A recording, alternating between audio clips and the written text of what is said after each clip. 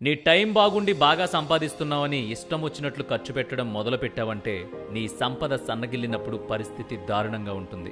అందుకే ఆ డబ్బుని సరైన మార్గాల్లో సంపద సృష్టించే దానిలో పెట్టుబడిగా పెట్టు. అదే నీకు రేపు చేదోడుగా మారుతుంది.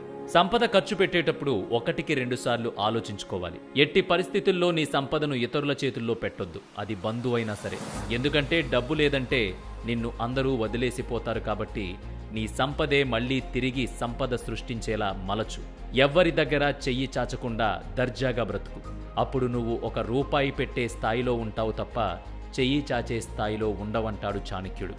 ఆచార్య చాణక్యుడు చెప్పినట్టు మీరు డబ్బును ఎలా నిర్వహిస్తున్నారన్న దానిపైనే దాని వృద్ధి ఆధారపడి ఉంటుంది. చాణక్యుడు చెప్పినట్లు నీరు మేఘాలుగా మారితే వర్షం రూపంలో తిరిగి మంచి ఫలితాలనిస్తుంది. అదే సముద్రంలో కలిస్తే ఉప్పుగా మారిపోతుంది.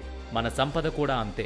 కాబట్టి మీ డబ్బును సరైన మార్గంలో పెట్టుబడి పెడితే అది తరిగిపోకుండా మరింత సంపదను సృష్టిస్తుంది. అలా మన దగ్గరున్న దానితోనే మనం వృద్ధిలోకి వచ్చే ఆలోచన చెయ్యాలి తప్ప ఉన్నది కాస్త ఊడ్చి ఖర్చు పెట్టేస్తే రేపు మళ్లీ మొదటి నుంచి మొదలు పెట్టే పరిస్థితి రావచ్చంటాడు ఆచార్య చాణక్యుడు.